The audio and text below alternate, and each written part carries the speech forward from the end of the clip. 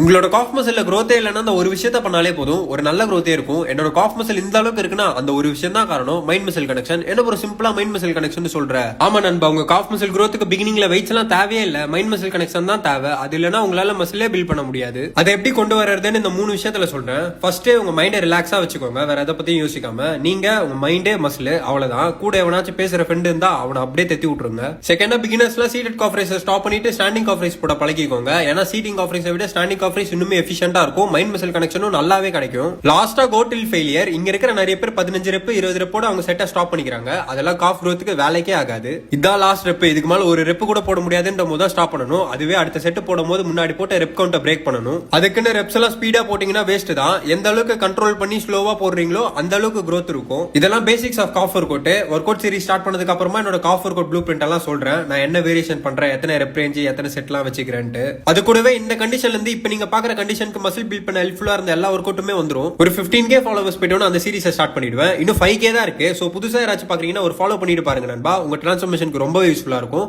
பாய்.